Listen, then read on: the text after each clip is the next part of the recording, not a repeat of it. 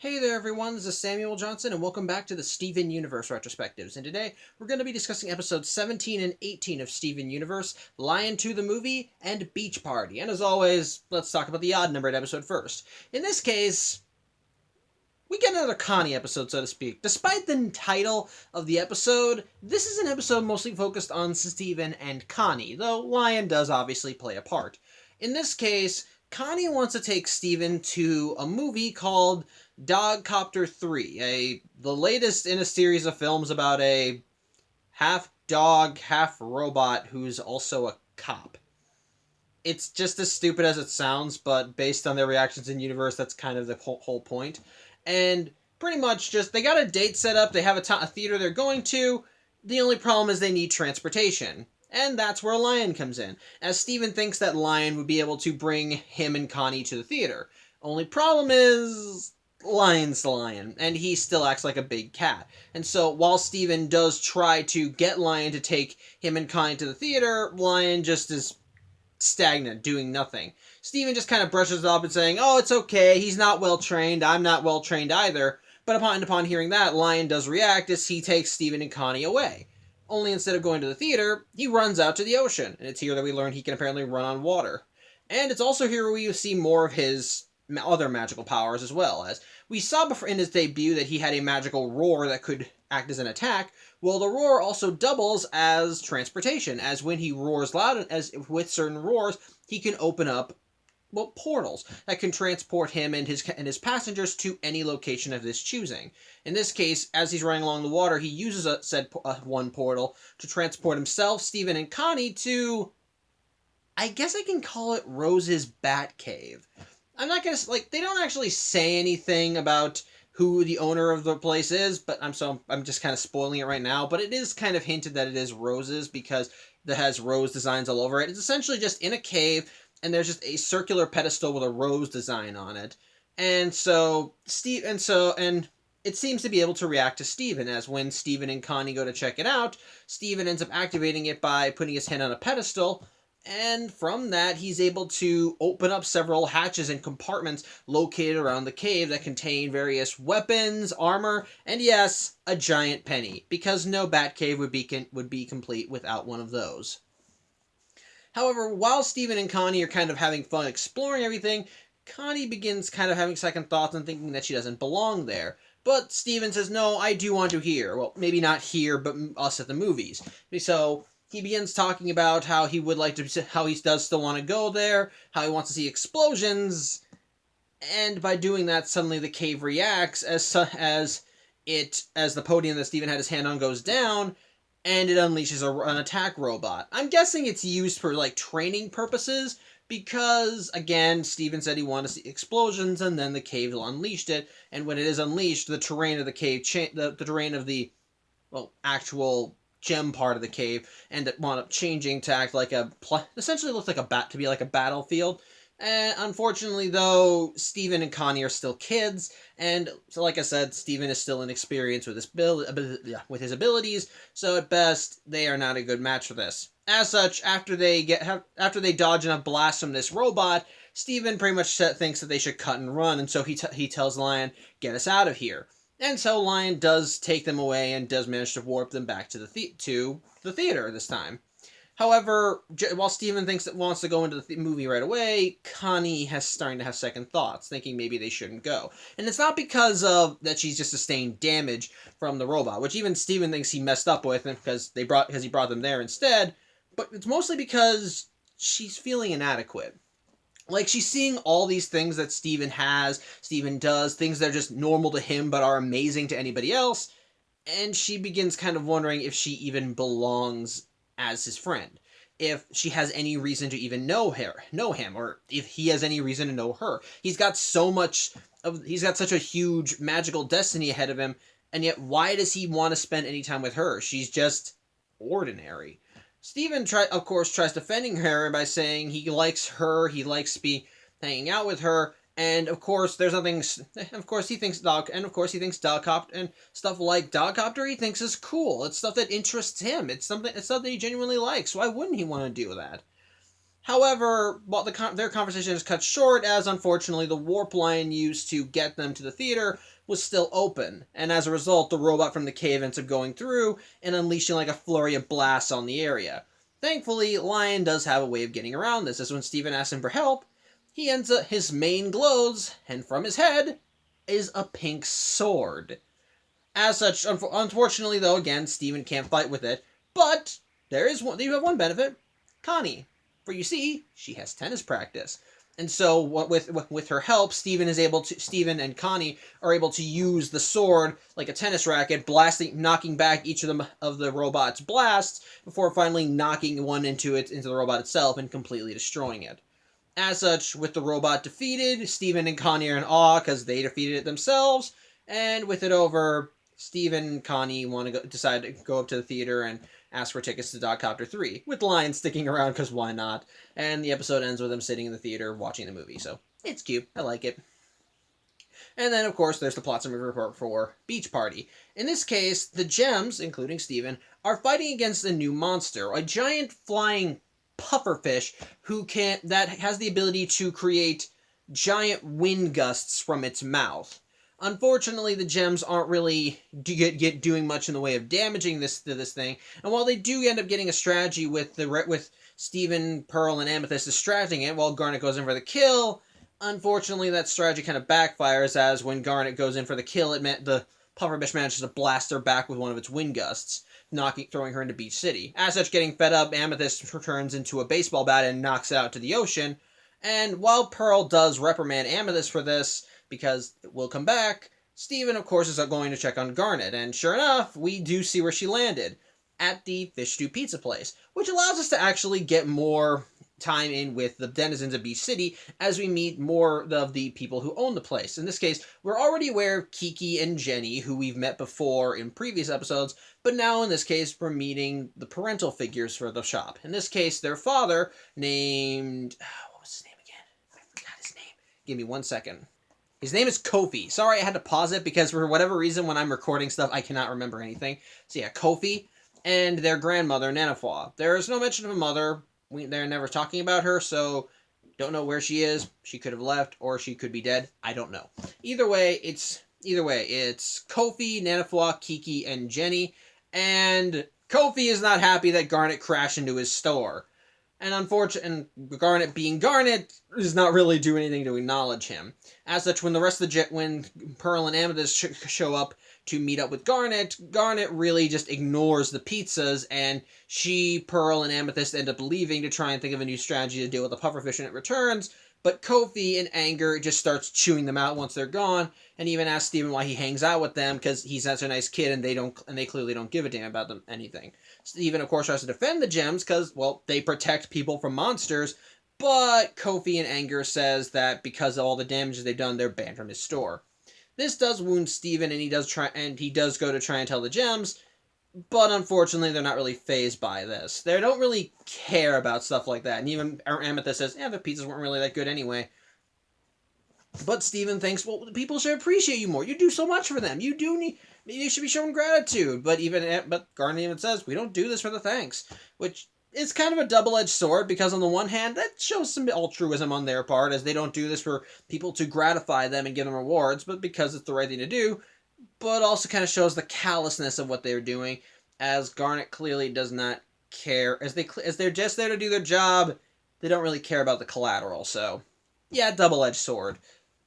But Steven does think that if people got to know the Gems more, they'd be able to know that they're nice people, that they're cool and mysterious. Which actually I do like when Steven talks about the Gems actually smile when Steven describes them like that.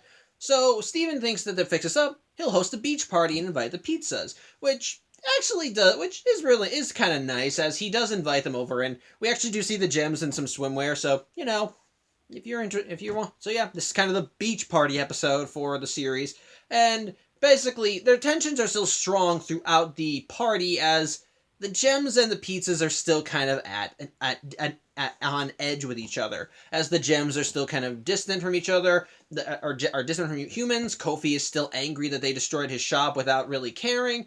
It's just, there's clearly a lot of tension. So Steven, to try and break it up, ends up hosting a tennis game, Or no, not tennis. Volleyball. Yes, that's it. Volleyball. Unfortunately, and while that does kind of break the ice a bit, as Steven ends up mixing the teams up with Kofi and Garnet on one team, Jenny and Pearl on another, no, Jenny and Amethyst on another, and Kiki and Pearl on another. Unfortunately, everybody's as a giant cheater. So it just causes more tensions between the teams. However, all that gets tabled when the pufferfish comes back. Unfortunately, as a result of this, the gems prioritize protecting the pizzas over fighting this thing, but thankfully Steven and Nanafwa have a way of getting around this as they organize a plan to stop the pufferfish. In this case, they distract it by running around it and getting its attention. In the meantime, through various means, they're able to create a giant sculpture of glass. They showed earlier in the episode that Garnet is strong enough that if she hits a ball hard enough into the sand, it'll superheat into glass, and so she uses Amethyst to do that. As such, with that in mind, they use the volleyball net to push the pufferfish into the glass, and while it does well in getting enough against it, Garnet, if they want to defeat it, they have to once again go in for the kill, and thankfully Garnet's there to deliver the finishing blow. As such, when the pufferfish destroyed, Kofi does kind of drop his grudge with the gems and does say, "Yeah, you saved my family. Your guys are all right. You're unbanned in the store." This makes Steven happy, and what the gems are still clearly indifferent to all this stuff. So, yeah, that's how the episode ends. But all right, first let's talk about Lion 2 the movie. I do like this episode again because it once more is more kind of lore building, while also some more character stuff with Steven and Connie. In the terms of the lore building, we once again get more hints about Lion's true nature. Because from the first time we saw Lion, there's clearly something up with this cat. Like, we already know he's not your average ordinary lion, but this episode kind of showcases more of a connection to the gems than we were originally made aware of. As when Steven asks for Lion's help, Lion seems to be able to act on his own, seems to bring Steven to these places that, well, he shouldn't typically know about. These are places that a magical lion, so to speak, shouldn't know about. Because while Lion has been shown to be aware of certain gem threats, like in his debut episode with the desert glass, in this episode we see him leading Steven to, as I said, Rose's Batcave. This is a place that he intentionally takes Steven to, especially when Steven said that he was not well trained, so Lion just took him there because, well, what better place to get training? I find that interesting because, again, it leaves hints about Lion's true nature. What is the purpose of him? It's clearly tied more to Steven. We don't get any outright answers yet, though obviously I'm kind of spoiling things by saying that Lion led Steven to Rose's Batcave, but it is a nice little way of hinting that there's something up with this guy. That his magic isn't just something he arbitrarily has. It's something deeper. Especially considering that when Steven and Connie are being confronted by the robot and Steven asks Lion for help, Lion gives him a sword. That sword was not just in his head because why not? It had to come from somewhere. So it kind of makes you wonder more about this animal. What is he?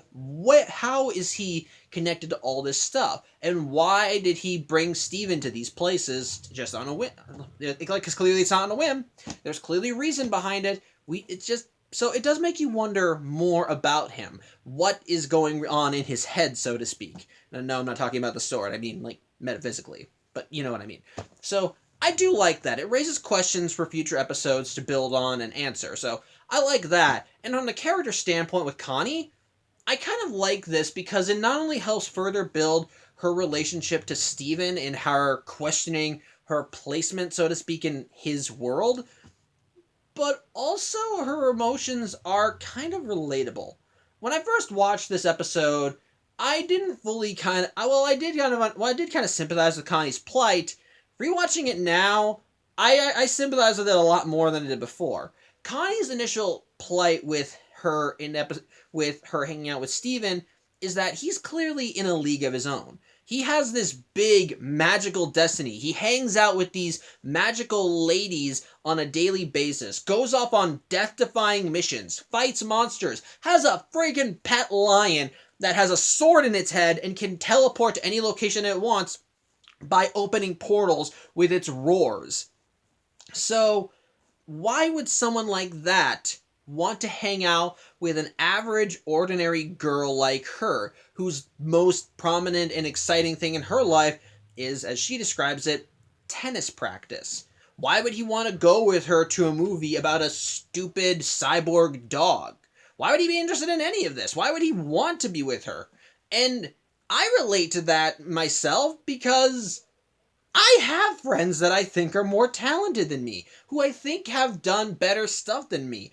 People, they are like, I approach them, I talk with them, I hang out with them, and there's always that little voice in my head saying, "Why are you talking to me? Why do you want to hang out with me? You're like so much better than me, and I'm just an average Joe whose most exciting thing in his life is that he does vlogs on Fridays. Why am I such a big? Why do you want to? Why do you want to spend your time engaging with me?"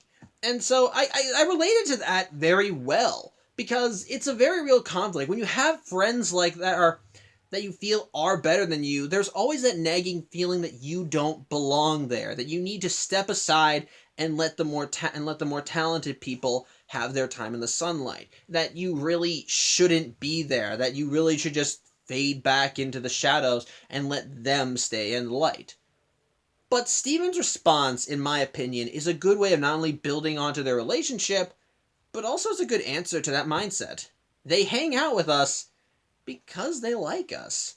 In this case, Steven hangs out with Connie because he thinks that she's an interesting person. He thinks that she's fun, that what she does is cool. Again, he just uses dogcopter to describe it because, yeah, it's something silly and not in his world, but it's something else that he is also interested in, something that he clearly likes. And Connie is, well, I'm not going to compare Connie to Dogcopter, but Steven likes Connie. He likes her because he thinks that she's interesting, that she's fun, nice to hang around with, actually just be a friend. It doesn't matter if she doesn't have a magical destiny or whatever. He wants her to be there and share the time with him.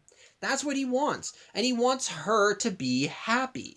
I like that. I like seeing that build, and and it's exemplified in the finale of the episode when they are fighting, when she helps him beat back the monster with the sword, and thus she's pulled into the world. She's thus a part of all this magical, mystical stuff. She has the opportunity now to be in the limelight and not because she has some magical destiny, but because Steven wants to share the spotlight, because he thinks that she belongs in it right by his side. I like stuff like that. It's a good way of showcasing them growing closer, and the conflict with Connie is relatable. If you ever had friends that you think are more talented than you, or have done more, or you think you couldn't compare to, at the end of the day, they hang out with you because they like you. They're your friends. It doesn't matter if they're more talented than you or have done more stuff. As long as you're their friend, they're yours. Everybody is not. It's just they just like being around you. It's nice, and it's relatable. And it's a relatable conflict, and it does well in furthering Steven and Connie's relationship. So I think that's sweet. I like that. Overall, I do think the episode is good because it helps add on to the lore with the lion and so forth, while also adding more layers to Steven and Connie's relationship and showing it develop, while also doubling as having Connie step more and more into Steven's world and become a bigger part of it. I like that. I like that a lot. And then we get to the beach party episode, and for me, I like this episode just because of it's once more introducing more of the beach city denizens. In this case, the people that work at Fish 2 Pizza. And quite honestly, I love the introduction of these characters. Kofi, as the owner of the Fish 2 Pizza, is a delight. He's incredibly over the top, and he's over the top and fun, especially when he's angry. And seeing him interact with the gems, it's actually kind of amusing, especially because he's not really that wrong in his complaints. One of the problems with the gems is that they are not concerned with collateral damage. Their only connection to Beach City is Steven. The only reason they go out into Beach City and have fun is because Steven brings them out into onto the world. If they were on their own, they would have nothing to do with Beach City. They would just be holed up in their temple and only go out to perform missions. But because Steven's a part of their lives, they do usually have to go out and engage with Beach City. But because of that distance, of that emotional distance that they put up, again, like I said, don't really give a damn about collateral damage. They're there to fight the monsters and protect humanity. Doesn't really matter if they like them or not. They're just there to do a job. And as a result, there is that, like I said, that double-edged sword. They don't do it for the thanks, but they also don't care if you hate them either. But my original point, it makes that Kofi's complaints do make a lot of sense, but it's also kind of interesting to see him actually be more friendly to the gems, because he's over the top even when he's nice. Like when he and Garnet are on the same volleyball team and are going up against other teams, how he is trying to win the battle. He blackmails his daughters, specifically Jenny. Whenever he's up against her, or he knocks the volleyball and the volleyball goes to her, he threatens to ground her or take away her car if she hits the ball. Just because, it's just mean. That's just mean. We get, of course, but at the same time, you also see the gems. At the same time, it's cool to also see more members of the family with Nanaflaw. Because Nanaflaw is amazing. Nanaflaw just clearly does not give two shits about what anybody else thinks of her. She is just kind of living in her own world, but without really kind of living in Cloud Cuckoo Land. She just kind of does her own thing. She's aware of the situation and how things go, but she kind of just rolls with everything and how it all goes. And so when Kofi is going nuts and angry at the gems, she just kind of brushes it off. When she actually interacts with the gems and learns that they're thousands of years older than her, she just kind of goes, huh. And then after that, when volleyball starts, she's like, I know I'm old, but I could whoop all your butts. And again, it's her and Steven that come up with a plan to take down the pufferfish. She's a very strong old lady, and so, well, not physically strong, she's small, but she's very resourceful and very smart, and she's a very fun character. And of course, I think we've already met Jenny and Kiki before. Jenny is, of course, one of the cool kids that we saw, and so she's kind of the laid-back, cool teenager and so forth, while Kiki is kind of the more conservative of the two, more reserved, more nice. She actually gets along with Pearl rather well too, so I like that. I like seeing more of that. And again, the finale is seeing the gems and the pizzas working side by side to take down the pufferfish, and with Kofi ultimately saying, okay, fine, you're all right, you're unbanned. I like that, though again, I like the gems just kind of just staff reactions to it. It's like, yeah, whatever, we're not banned anymore.